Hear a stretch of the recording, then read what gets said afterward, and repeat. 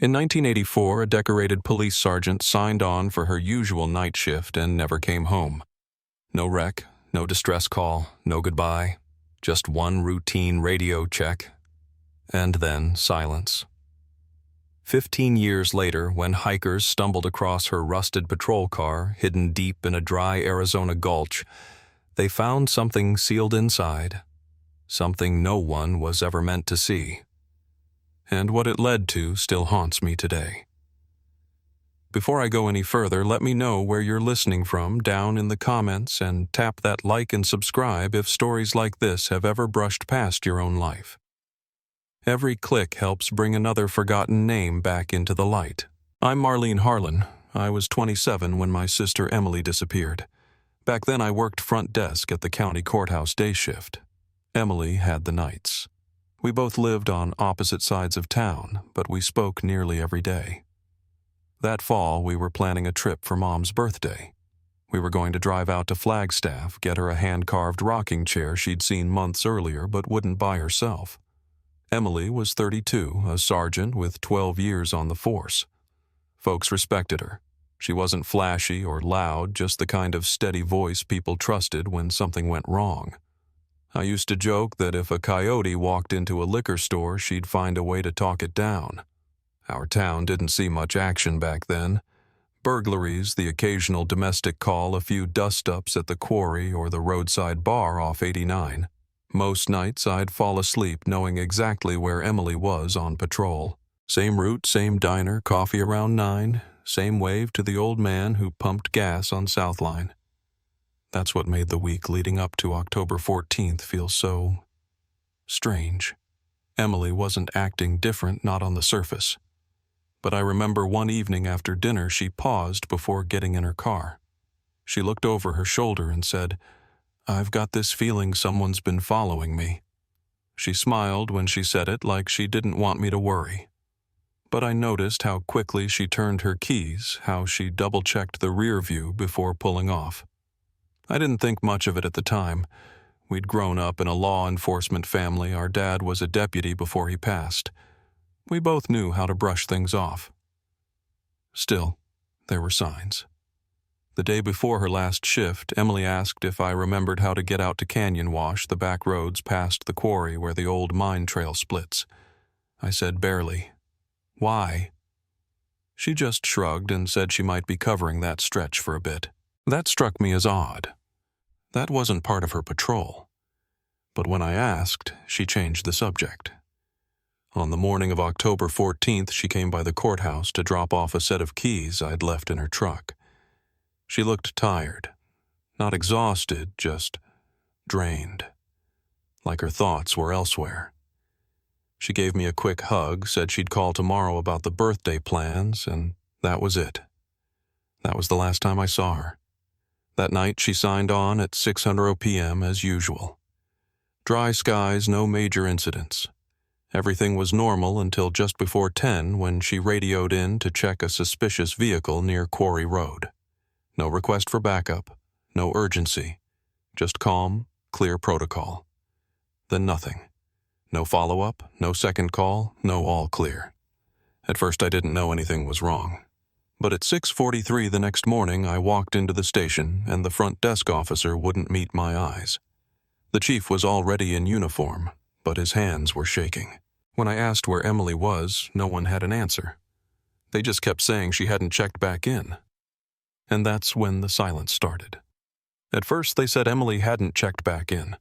That was the phrase they kept using, soft non-committal, like maybe she'd just driven past her shift or stopped off somewhere unexpected. But the way they moved around the station that morning told me different. There was a stiffness in the air. Not panic, not yet, just a heavy kind of stillness. No one made eye contact. The chief, who'd known Emily since she was a rookie, kept rubbing his thumb over the edge of his badge like it might peel off. I asked again, had anyone tried calling her? Had they run the tracker on her unit? And finally someone admitted the truth. The last anyone heard from her was at 9:45 the night before. One radio call logged and confirmed, then nothing. That's when I asked to see the report. At first they said it wasn't ready, then they said it wasn't my place. So I went home and made 2 calls, one to the diner, where she always stopped for coffee, and one to the gas station on South Line. Both clerks said the same thing. Yeah, she came by. Yeah, everything seemed normal. That was the part that haunted me. Nothing had been wrong. There was no fight, no argument, no weird look exchanged. Just a normal night shift in the middle of October. And then, she was gone. By that evening, I drove back to the station and demanded to speak to whoever was coordinating the search. That's when I realized there wasn't one. Not really. A couple patrol officers had been sent along her usual route, and the dispatcher had tried her unit again around midnight. But that was it. No chopper, no dogs, no boots on the ground past the edge of town. They said they were waiting for jurisdictional clearance since the quarry road crossed into county land. I said she was one of their own. I said she could be out there needing help, and all the sergeant at the desk did was look down at his clipboard. I knew then something was deeply wrong. Emily's route was supposed to follow the North Loop and then cut back through 2 residential sectors. But the call she made suspicious vehicle Quarry Road was miles off that. That's what didn't make sense. She never went rogue. She didn't change routes unless someone told her to. And yet, when I got my hands on a copy of her patrol schedule, one of the junior clerks quietly passed it to me. There it was, the Quarry Road assignment. Printed, clean, no initials, no timestamp on the change. I asked who handled shift assignments that week, and the name I was given, Captain Lenham, had already put in for a transfer. Left the precinct 2 weeks later. Said he wanted to be closer to his wife's parents in Colorado. I never got a hold of him. The next few days moved like glue. Reporters called, then stopped. Officers stopped mentioning her name in the hall. People said they were doing everything they could, but I could see it no one was pushing. It was like they were afraid to look too close. And then came the second crack. A week after Emily vanished, a friend of hers from the academy, Darren Holt, called me out of the blue. Darren was young then, maybe 22, barely out of field training. He asked to meet off duty somewhere quiet.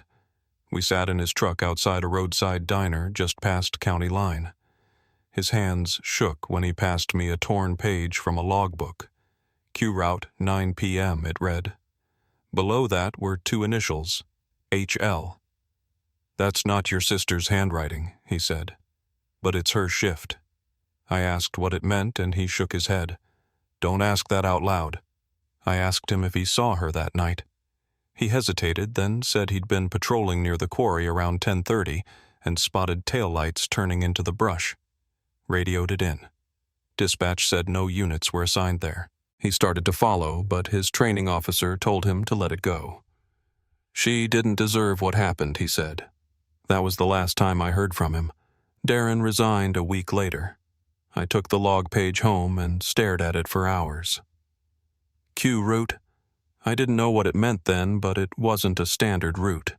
Not for our town. I started making calls, writing letters, filing formal requests to access case notes. Most went unanswered. One clerk sent a polite denial. Another envelope came back with a sticky note that said, "Stop. Let it be." And then, a full year after the night Emily disappeared, someone came through the cracks. Gloria Fenton had been a dispatcher for almost 25 years. She'd retired in '91, moved south. She heard about the case on a late-night radio segment and reached out. We met at her kitchen table over a pot of weak coffee. She said she remembered Emily's final shift vividly. She'd been the one to log the suspicious vehicle call. It wasn't frantic, she told me. Her voice was calm. Quarry Road, possible 1066. Solo approach. I asked if that was in the official recording. Gloria looked me in the eye and said no. That section of the tape was gone. Erased. Not lost, not damaged cut. And whoever did it knew what they were doing. She'd kept a personal copy on cassette just in case. I listened to it in her living room. My sister's voice came through steady and measured. No fear, no hesitation, just protocol. And then silence. When I brought this to the department, they dismissed it, said it was incomplete, not admissible. When I asked why the official archives didn't match, they shrugged. I was told not to interfere with active files, but it was already too late for that. Late one night, a year later, I got a call. The voice was low, shaking. A man. I couldn't place him. "You're still looking for her?" he asked. I said yes. He paused, then whispered, "North Gully, South Ridge Line, below the old service road," and the line went dead. I called the station immediately. A single unit was dispatched. Nothing found. No follow-up. The report was filed as a false lead. 3 months later, the area was cleared and flattened for off-road vehicle training. The land's shape, its soil, its contours, all of it lost.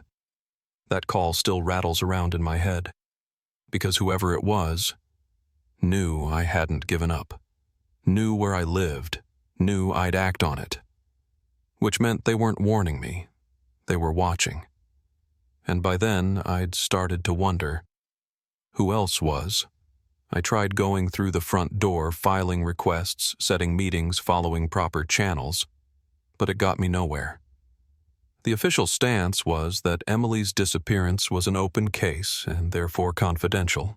I wasn't family enough to access anything useful, and the little I was given had entire paragraphs blacked out or misfiled. Most of the officers who'd been on duty that night said the same thing almost word for word. They didn't recall anything unusual. One even told me straight out, "I've moved on, you should too." But I hadn't moved on. I couldn't. Especially not after that anonymous call about the ridge. Especially not after watching them bulldoze the exact stretch of land where I was told to look. That moment hardened something in me. I realized if answers were going to come, they wouldn't come from above. I'd have to start pulling the thread myself. I went back to the torn log page Darren had handed me in his truck. Q wrote 9 p.m., initials HL. It wasn't much, but it didn't feel random. I kept coming back to those letters, and finally I remembered something. HL matched the initials of Captain Lenham, the same man who'd authorized the patrol shift change, and then transferred out right after Emily vanished. I tried contacting him, but his new department said he was no longer active, no forwarding number. When I asked if he'd ever mentioned the Harlan case, the woman on the line went quiet, then told me she needed to transfer me. I was put on hold for 6 minutes, then disconnected. By the end of that year, I was sending letters to anyone who might listen, state officials, retired reporters, even a few old colleagues from the courthouse who'd since moved on to other agencies. I thought about hiring a lawyer, but didn't have the money. Instead, I filed under the Freedom of Information Act twice. Both were denied. Reason, ongoing investigation. But not everyone shut me out. One afternoon in early '92, I got a handwritten note slipped under my apartment door. No envelope, just 6 words written in block letters. She said someone was watching her. It wasn't signed. I stared at it for a long time, trying to make sense of it. I hadn't told anyone about that conversation Emily and I had on the sidewalk, the one where she brushed off being followed. Either someone had overheard it back then, or they were watching me now too. That same month, I got a call from a woman named Gloria Reyes. She used to work dispatch before moving out of state. Said she'd heard through someone in the retirement union that I was still looking into Emily's case. She told me she had something I needed to hear, and a few days later, I made the 4-hour drive to her new place near Sedona. Gloria was in her late 60s, sharp-eyed, and didn't waste time. She set a small tape recorder on the kitchen table and pressed play. It was the original radio transmission from the night Emily disappeared. Not the archived version the department had released to the public. This was something Gloria had copied herself just in case. The sound was grainy, but there was no mistaking my sister's voice. Calm. Controlled. Unit 57 checking suspicious vehicle Quarry Road. No backup needed, will advise. That was it. Clean, professional. No trace of fear. Gloria said it had always bothered her that this portion was missing from the official logs. When she'd asked about it at the time, a supervisor told her not to worry, it had been a glitch. But she didn't believe that then, and neither did I now. Someone had removed it on purpose. I brought the tape to the department. They dismissed it as unauthenticated. Anyone could have recorded that, the investigator said. I asked if they'd at least compare it to the dispatch tapes on file. He said those records had been compromised in a system update years earlier. When I asked for clarification, he told me, "That's not something we're required to disclose." From there, things got quieter. A little too quiet. Calls stopped being returned. I'd show up for scheduled appointments and be told there was no record of them. People I'd known for years in town suddenly acted like I was asking for something I didn't deserve to know. I was starting to understand that this wasn't just about negligence or budget cuts. It felt like someone wanted the whole thing to fade out, and most folks were fine letting it happen. Then in late '94, I got another phone call. Different voice this time. Older, a little more steady. "If you're serious about this," he said, "check the records from the South District logs that week. The names don't match." I asked who I was speaking to, but he hung up. I didn't sleep that night. The next morning, I drove to the records office and asked for copies of the duty logs for the entire week of October 14th, 1984. Not just Emily's shift, but all officers in the county. What I found nearly made my knees buckle. 2 officers listed as riding along that night weren't from our town. In fact, they weren't listed in any official employee directory I had access to. Just last names, badge numbers, and a vague assignment code joint tasking. No department name, no initials, no purpose. I flagged it with the clerk, but he said the original hard copies had been destroyed in a basement flood back in '89. All that remained were summaries, and those were restricted. I went home and laid out every report I'd collected so far, radio logs, shift, rosters, internal memos, and the tape from Gloria. I ran string between them like people do in crime shows. Not because I thought it would solve anything, but because I needed to see it all in one place. That's when I noticed a receipt tucked behind a folder. It was from a gas station just off Highway 17. Time-stamped 7:42 p.m. the night Emily disappeared, and signed in her handwriting. The problem: her last radio transmission had come at 7:35 from a location miles away. Either the dispatch log was wrong, or the timeline had been tampered with. I drove out to that gas station. It had changed hands a few times, but one of the older employees still worked in the back doing stock. He didn't remember Emily by name, but when I showed him her photo, he said, "Yeah, I remember her. She stood near the payphone for a long time. Looked like she wanted to make a call, but never did. I asked if there were cameras." He shook his head. Not back then. But the way he said it made me think there might have been a record once, just not anymore. A few weeks later, I pulled a phone record from that same night. The call from the payphone had gone to an unlisted number tied to a regional DEA field office. Emily had never worked with the DEA. She wasn't assigned to anything federal. So why would she contact them? I tried to reach someone from that office, but most had moved on. Finally, a retired agent called me back, said he remembered hearing whispers of a local sergeant poking around a location she wasn't supposed to be near. "Operation Bridgeway," he muttered. I asked what that was. He just said, "She found something she wasn't supposed to. That's why she disappeared." I pressed him. I needed to know what she found, but all he said was, she wasn't taken for what she did. She was taken for what she knew. And then he hung up. After that call ended, I just sat there. I didn't press redial, didn't make another call, didn't speak. Just listened to the quiet hum of the line after he hung up.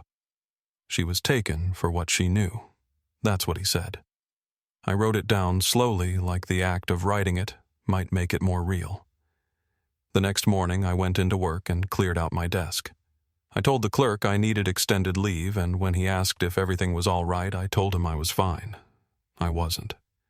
But I didn't expect anyone to ask again. For the next several weeks, I stopped trying to convince anyone of anything. I stopped pushing press releases, stopped calling the department, stopped showing up at city meetings with my folder full of copies. It wasn't surrender. It was something quieter. I needed time to breathe inside the silence that had wrapped around this story, because somewhere in that silence, I started to notice what had been there all along, how easily people had adjusted to her absence.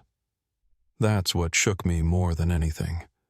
Not that Emily was gone, but that the world had learned to carry on without asking where she went.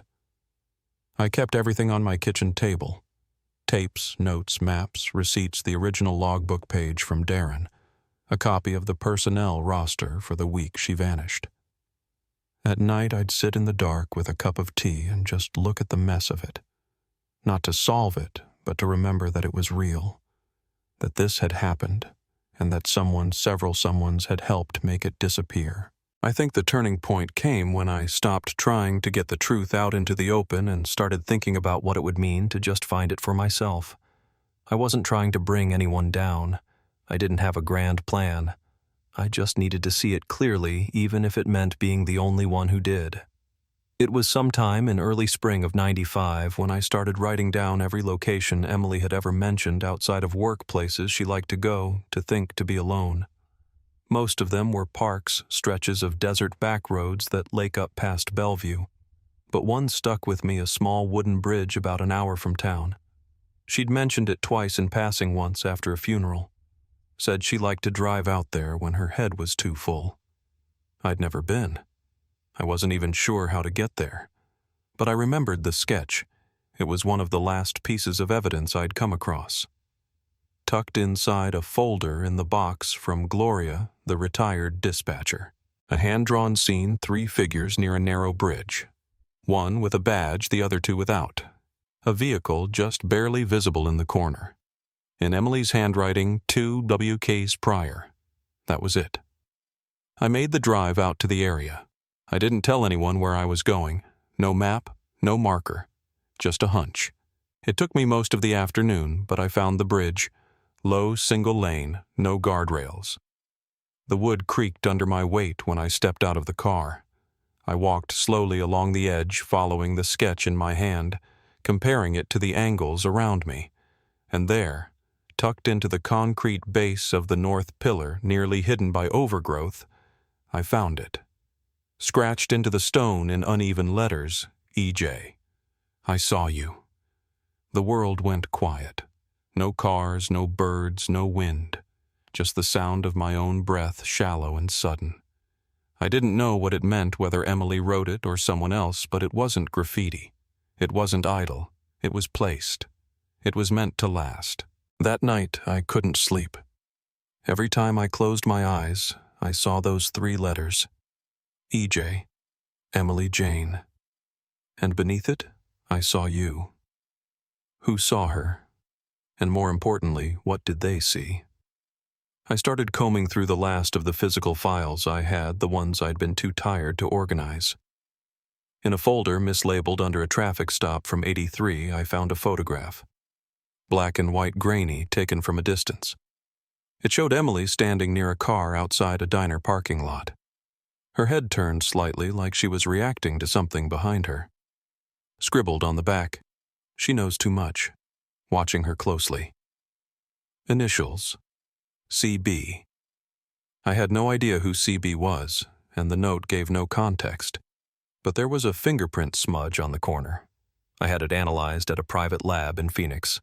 They ran it through their limited archive and matched it to a former federal agent named Carl Bowden, deceased. Ruled a suicide in '99.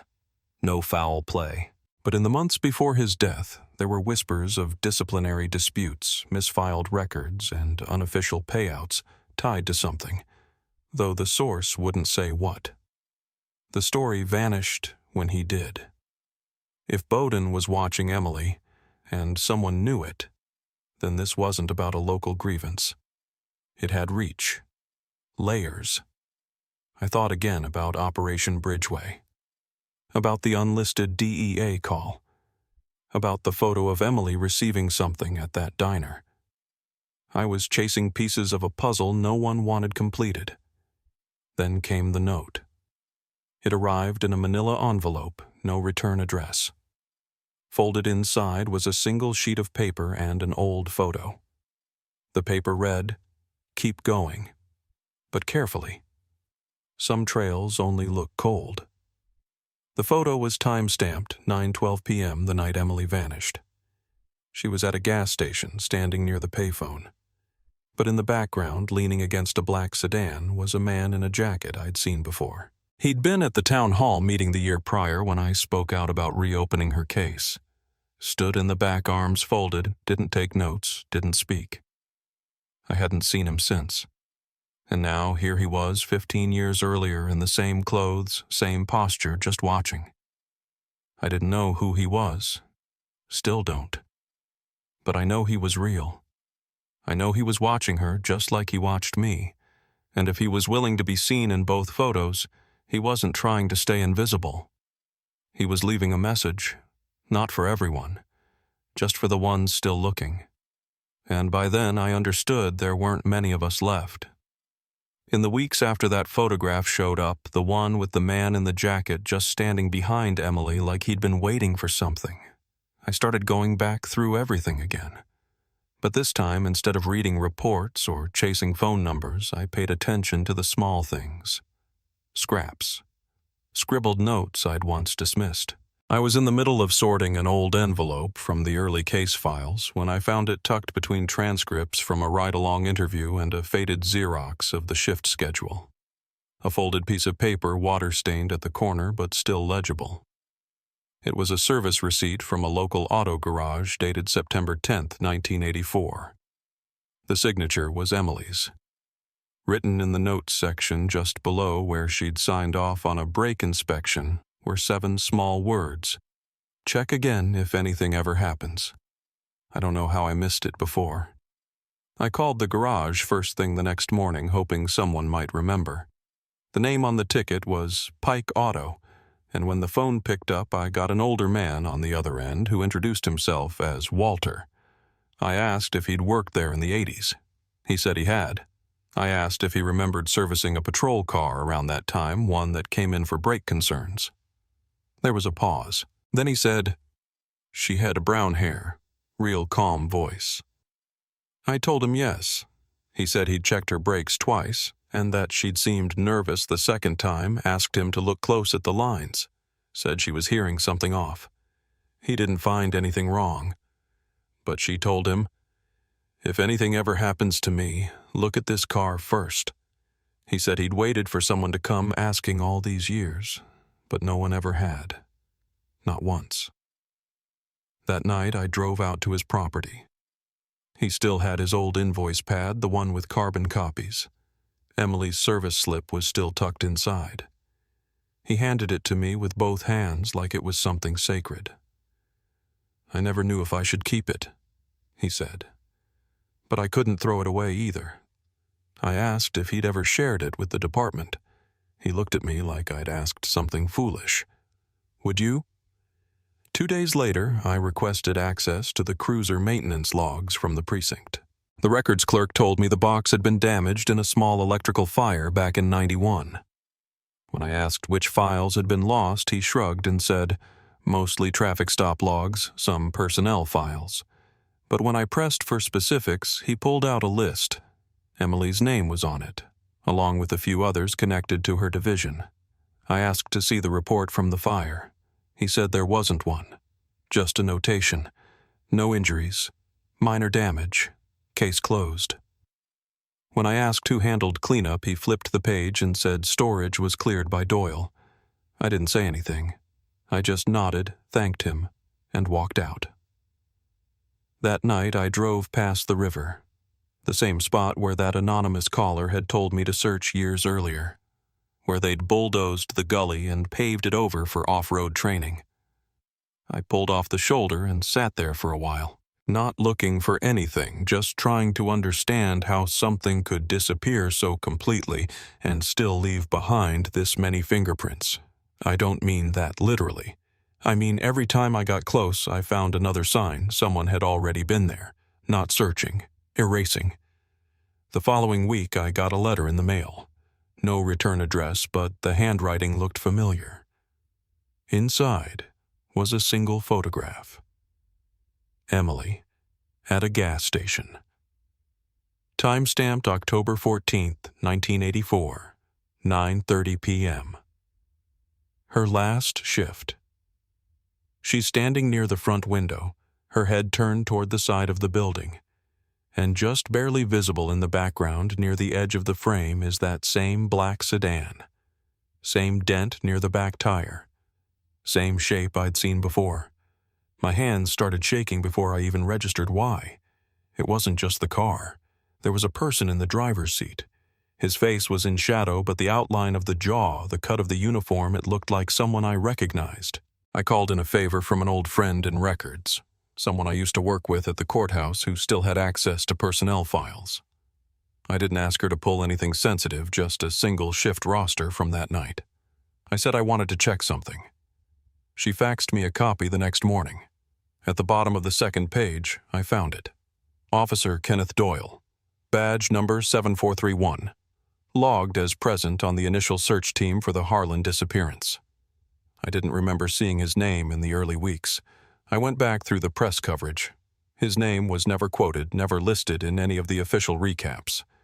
And yet, there he was, buried in the rosters. Promoted quietly 2 years later. No commendation, no ceremony. Just moved up and out of missing persons into narcotics. I didn't accuse anyone. I didn't send the photo to the press. I just kept digging. The final piece of the puzzle came from someone I never expected. A man named Delroy. I'd seen his name once before mentioned in a supplemental case note from 1984. A homeless witness who claimed he'd seen a woman arguing with a man near the cliffs the night she disappeared. His statement had been dismissed as unreliable due to intoxication. But I found him, still living in the same neighborhood, still remembering. I brought a copy of Emily's photo. He looked at it for a long time, then nodded slowly. "Yeah," he said. "That's her. She was scared. I remember." I asked if he remembered the man. He said he did. I showed him a few photos, department portraits. When he got to Doyle, he tapped the photo once and whispered, "That's him." He also said he'd seen that same man come back a few weeks later alone. Said he tossed something into the water near the edge of the bend and then drove off. No badge, no markings. Just the same car, same jacket, same stillness. I thanked Delroy and left him a warm meal and my number. Then I started making calls. Took a few weeks, but eventually I found a private dive team willing to help. I told them we were looking for metal. Maybe a discarded weapon? Maybe nothing. I didn't mention the name. Didn't tell them who we were searching for. The riverbed was deeper than it looked, silted over in places. But 12 feet down they found something. A duffel bag, chained shut, waterlogged and sealed tight. Inside was a rusted handgun, a department badge, 7431, and a half-destroyed notebook. The ink had bled through most of the pages, but one sentence remained clear enough to read. "If I disappear, this man is why." Signed E. Harlan. And for the first time in 15 years, I sat perfectly still, not from shock, not from grief, but because the silence had finally shifted. Something had made its way back up from the bottom. And it wasn't just hers anymore. When I handed over the duffel bag and the soaked badge to the state investigator's office, I thought naively that we were finally past the point of silence.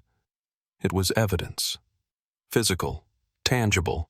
A weapon, a notebook, a badge number scratched through like someone didn't want it recognized. Emily's handwriting, barely legible, still clinging to paper that had spent over a decade in a riverbed. I expected something to happen. Maybe not handcuffs or indictments, but at least a real acknowledgement. Instead, I got a phone call 2 weeks later from a junior officer who told me flatly that the state was declining to open a formal investigation. Insufficient criminal evidence, he said, as if the bag hadn't existed, as if the water damage meant the truth no longer counted. I remember leaning against the kitchen counter, listening to the hum of the refrigerator as he spoke, and realizing that whoever was protecting this story, whatever it really was, they were still one step ahead. And they weren't finished. I asked the officer gently if they'd spoken to Kenneth Doyle before coming to that conclusion. He paused, then said Doyle had quietly retired 2 months earlier. No forwarding address, no final statement, just gone, moved out of state. It wasn't a cover-up that screamed and slammed doors. It was quieter than that. It was the sound of chairs pushed back just before the music ends. I sat with that silence for days, waiting to feel angry or relieved or something in between. But I didn't feel much of anything, just a hollow sort of knowing. I'd always believed there was more than one person involved, more than one name. The bag was proof of that, if nothing else. I called a retired officer I trusted, someone who'd worked with Emily back in the early years. He didn't say much at first. I could tell he was weighing every word, even with the phone pressed close. But when I asked him plainly if he remembered Emily mentioning anywhere private somewhere she could go and not be followed, his tone changed. She had a place, he said. Cabin up by Mirror Ridge, belonged to her uncle's side. I don't know if she used it much, but she kept a key on her second ring. That was the first I'd ever heard of it. I thanked him and hung up, heart pounding. Mirror Ridge was only 20 minutes from where Emily's patrol car had been found. I checked every file I had. No mention of a cabin, no address, no search conducted, nothing. So I drove out there myself, no plan, no flashlight, just the name and the direction. The road was old and cracked, partly washed out in places. It curved through tree cover so thick the sun barely filtered through. But the cabin was there. Faded wood window boards, soft from age roof, slumped to one side. It looked forgotten, like time had been waiting for someone to find it again. Inside it was empty. Mostly. Dust on the shelves, dry pine needles across the floor. I stepped carefully, listening for anything beneath my feet.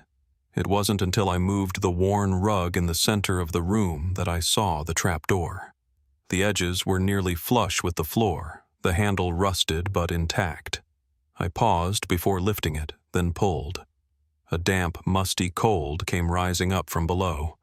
I aimed my phone's flashlight into the space just enough to see wooden steps descending into stone. I went down. The crawl space was narrow, maybe 5 feet wide, damp along the base cobwebs strung low like wires. At the far end, scrawled across one stone wall, were 3 words scratched in uneven lines. I'm still here. My breath caught. There was no body, no bones.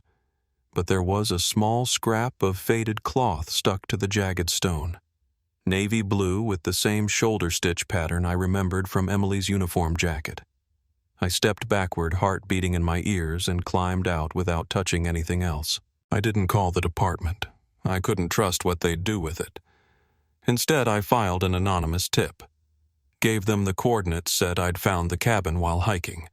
They showed up 2 days later with a forensic team and sealed off the property. A week passed. I called in pretending to be a local reporter and was told there were no confirmed remains, just items of interest. But I already knew what they'd found. I knew the handwriting was hers. I'd seen her write, "I'm still here," once years earlier on a postcard from basic training. I went home and mapped out the timeline again on my kitchen wall. Every year, every name, every stretch of silence. The discovery of her patrol car in 1999. The badge recovered from the river. The notebook. Now the cabin. It felt like pieces rising up in order, like something unfinished was trying to make itself known. But the more I looked at the gaps, the more I saw something else. A space between 1985 and 1990 where Emily wasn't just missing, she was invisible. No confirmed sightings, no leads, nothing. And then, almost quietly, I found something else. Over those 5 years, 5 women disappeared from nearby counties. 1 in 1986, 2 in 87, 1 each in 88 and 89. All between the ages of 28 and 35. All filed as runaways or domestic disputes. None of them received extended press coverage. None of them were connected. Except one thing. Each initial police report listed the same investigator on the scene. Kenneth Doyle. I stared at that name for hours. The badge number I'd seen scratched on the metal plate. The same face that Delroy had identified near the cliffs. The same man who had quietly removed himself from the department and vanished before the state could act. I brought this to a journalist contact, someone who had once tried to cover internal corruption but had been stonewalled. He confirmed what I already suspected. Doyle had been listed on active duty through 2002 but hadn't logged a field report in over a decade, and no one could explain why. That night I got a call from a blocked number. I let it ring twice before answering. The voice was masked, digitally scrambled, but it was a man.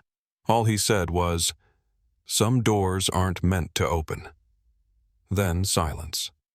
The call was traced to a tower 3 blocks from the old precinct building. That was confirmation enough. I passed everything I had to a Senate aide who had shown interest after the duffel bag was found.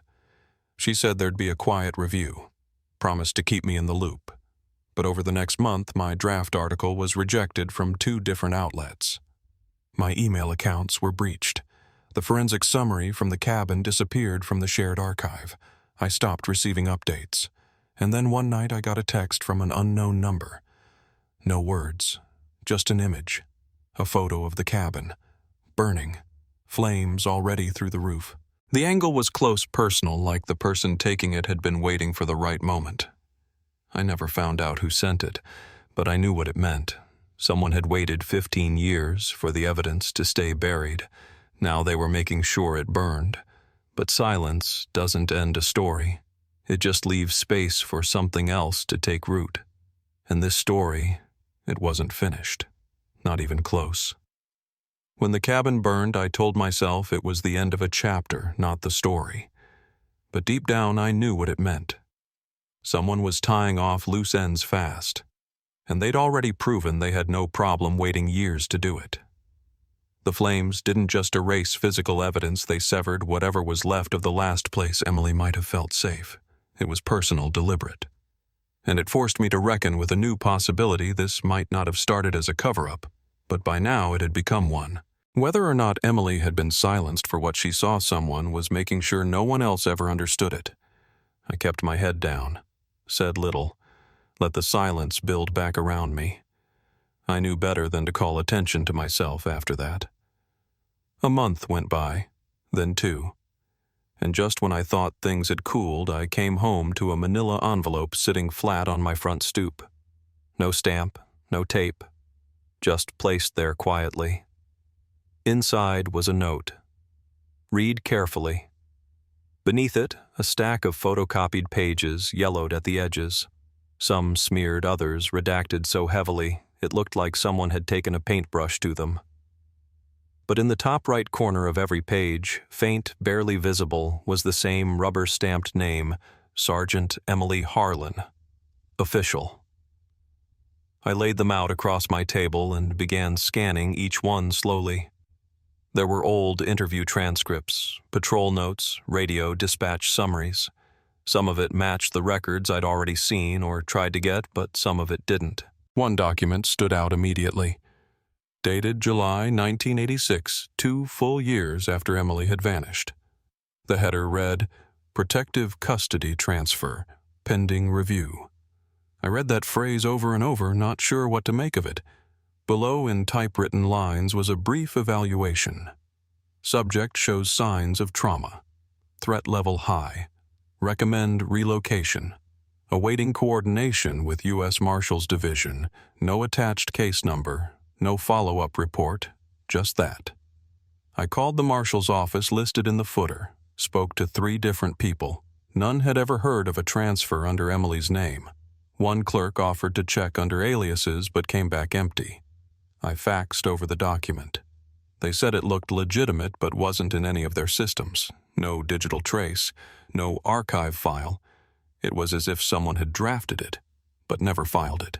That's when the question hit me: was Emily alive even briefly after she disappeared? And if she was, who was she being protected from? There was no answer waiting. Only more layers. I thought about the words scratched into the cabin wall. I'm still here. and whether they were a warning or a trace. Maybe both. In the weeks that followed, I drove back out to the bluff where they'd found her patrol car. The vegetation had started reclaiming the ground. Tall weeds had pushed through cracks in the soil, and the tree line was thicker than I remembered. There was no crime scene tape, no marker, just a faint hollow in the earth where her cruiser had rested. The wind carried a faint metallic tang like rust warming under the sun. Each year since that car was found, someone had left fresh lilies at the edge of the cliff. No card, no note, always the same kind. White petals tinged faintly pink at the tips. I'd never seen who brought them, but they always appeared within a few days of October 14th. This year was no different. I arrived early one morning and found them placed gently on the rock shelf, neatly arranged stem ends wrapped in twine. Someone else remembered. Someone else was still watching. In 2005, a plaque appeared at a park across town mounted beneath an oak tree that overlooked the walking path near the old precinct. It was simple. Brass plate bolted to a stone base. No city seal, no dedication. Just a name, Sergeant Emily Harlan, 1952 to unknown. And beneath it, one line, "You never walked alone." When I called the Parks Department to ask who'd authorized it, no one could give me a name. The city clerk said it wasn't filed. The precinct said they hadn't installed it, but someone had. I visited it often, left a small candle some evenings, just to let her know she wasn't forgotten. One afternoon I found a slip of paper tucked behind the plaque. The ink had smudged from weather, but it was still readable. It said, "Truth buried is still truth." But it waits. No signature. But the paper was cut in the same size and texture as the old department memo pads, the kind they used back in the 80s. I kept it tucked into my folder with the other clippings. Later that fall, another envelope arrived. This one was older brittle, with age sealed in a clear plastic sleeve. Inside were photocopies of case summaries, many blacked out or missing entire sections. But one entry caught my attention. A statement labeled simply, "Interview Notes, E.H., dated June 1986, 6 months before the protective custody document. There was no audio, no transcript header, just scribbled remarks from someone interviewing her. In the margin, a faint note. She's scared, but she knows where the box is.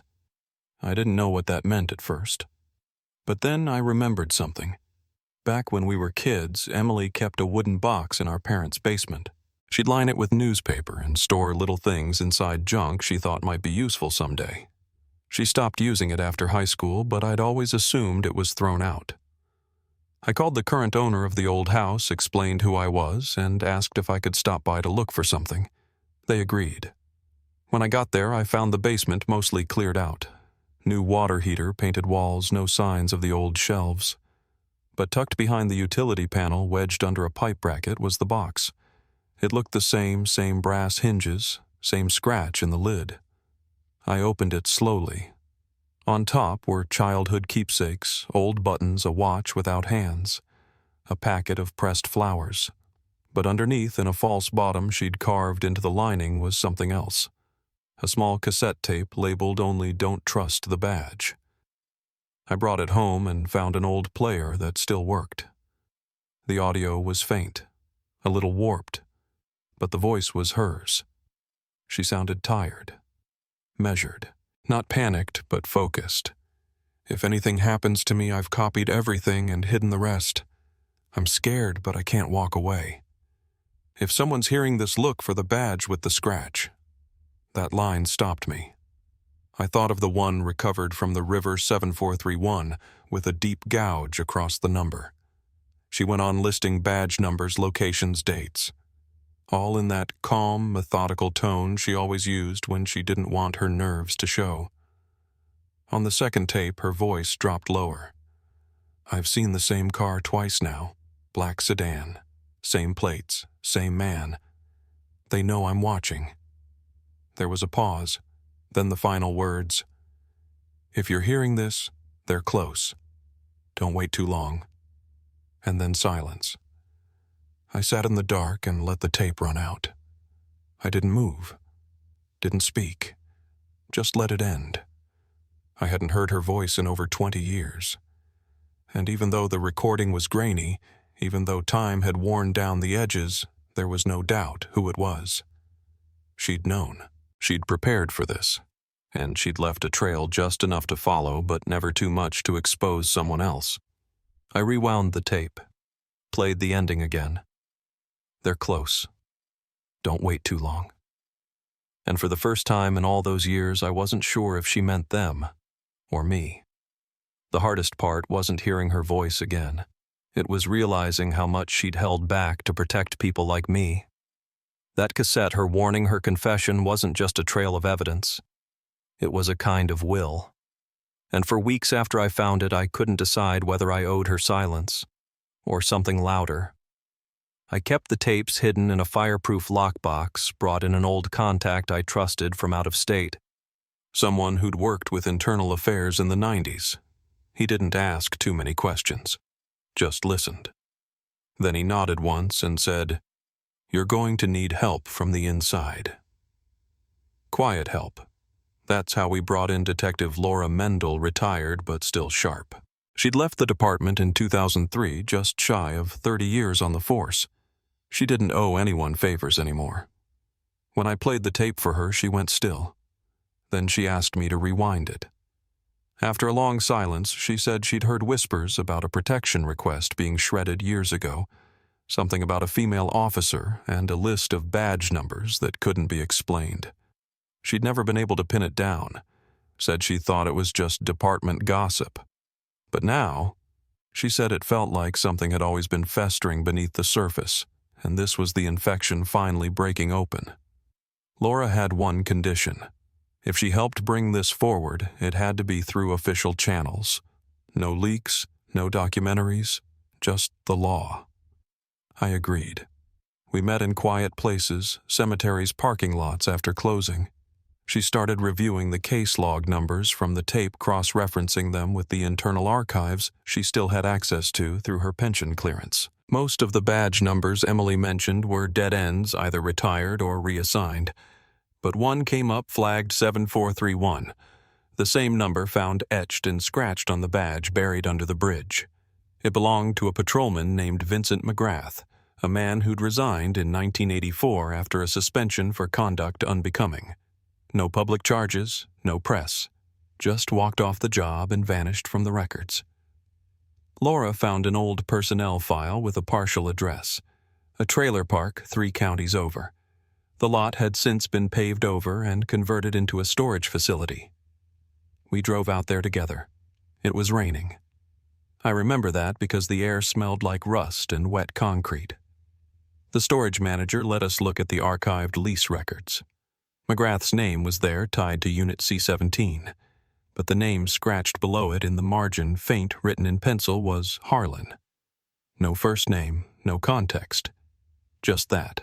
The unit had been cleared out years ago after non-payment, but the clerk said some contents had been boxed and turned over to county holding. Old policy. We followed the trail through dusty municipal buildings and signed more paperwork than I can remember. Eventually, we were led to a crate the size of a small dresser. Inside were mostly trash, mildewed phone books, a cracked TV screen, tools without cords. But at the bottom was a single sealed envelope marked "Confidential Transfer. Do not process without chain of custody." Laura signed for it. Her hands were shaking. Back at her kitchen table, we opened it together. The first page was a faded intake form from 1986.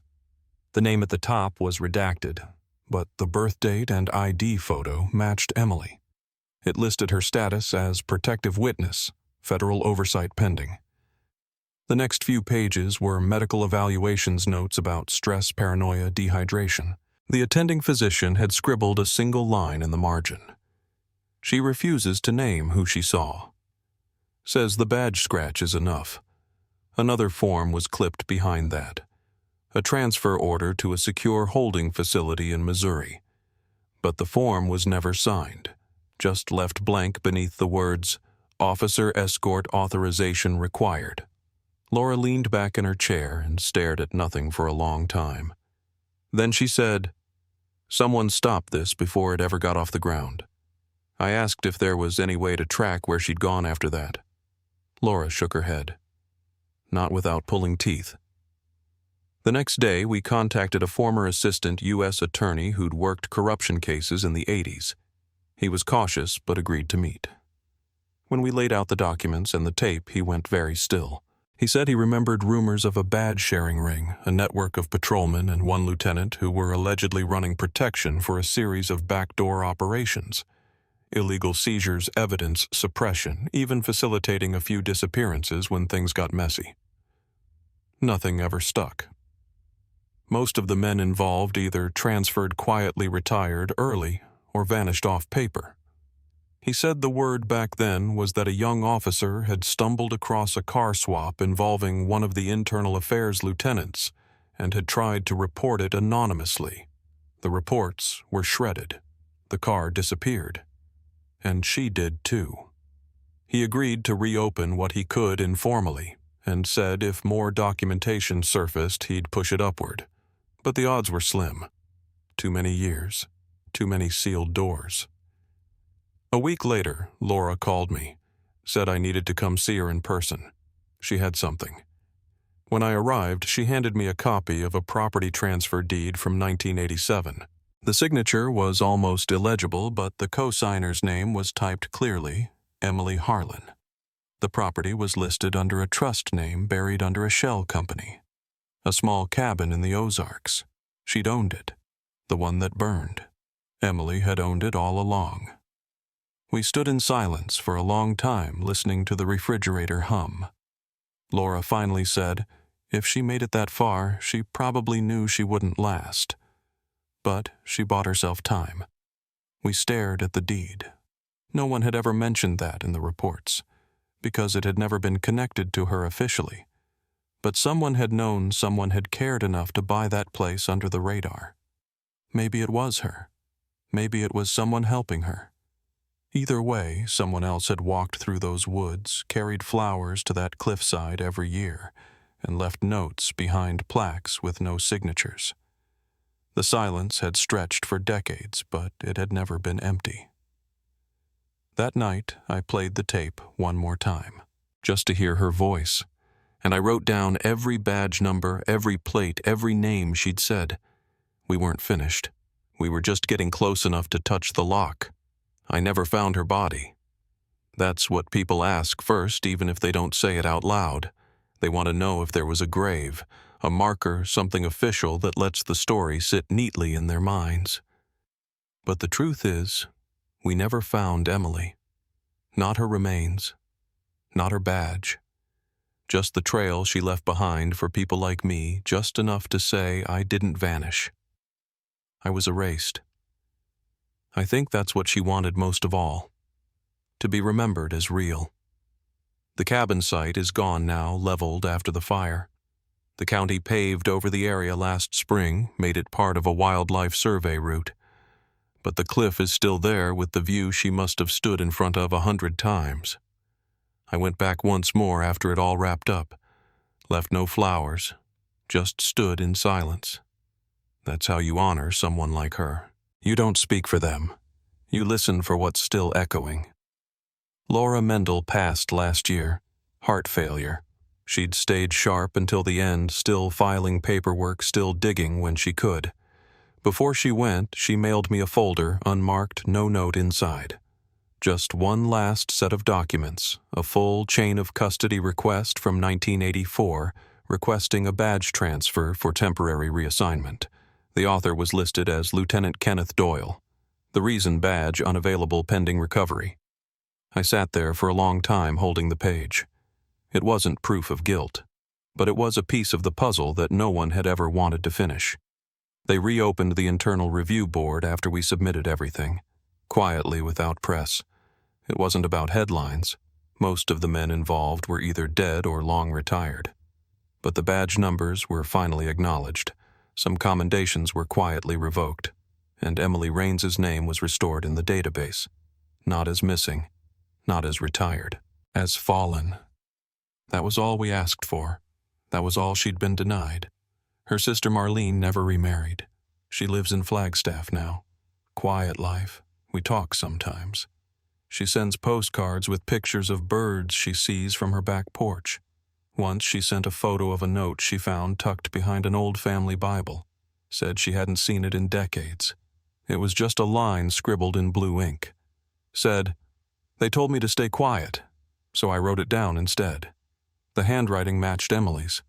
I think about her a lot. Not just what she suffered, but what she tried to do in spite of it. She didn't vanish into nothing. She fought quietly, stubbornly, and she left a trail for others to follow.